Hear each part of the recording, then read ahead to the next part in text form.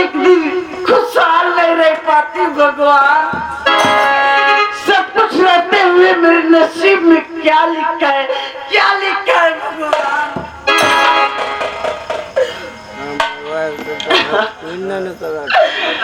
रब ने भी मुझ पे,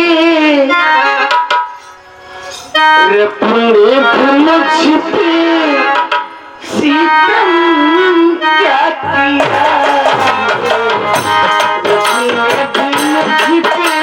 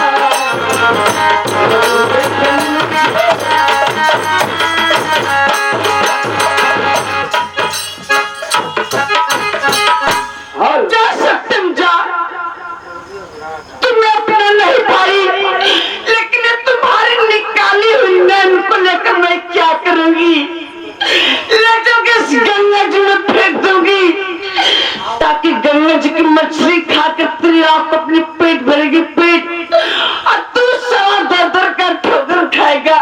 मरने के लिए तो तड़पेगा, सत्यम तड़पेगा।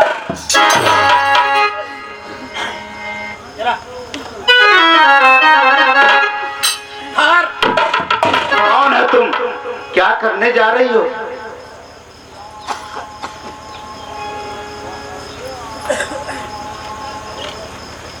बाबा, बाबा एक इंसान का नैन है बाबा, एक इंसान के नैन है, उसी को फेंक रही हूँ बाबा। नहीं, ऐसा मत करो। वो दोनों नैन मुझे दे दो।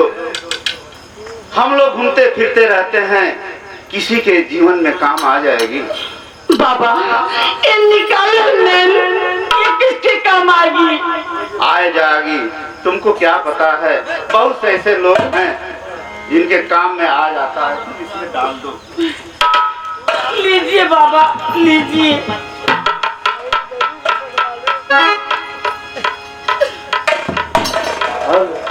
अब जो है तुम जाओ। इस यहाँ क्या करोगी?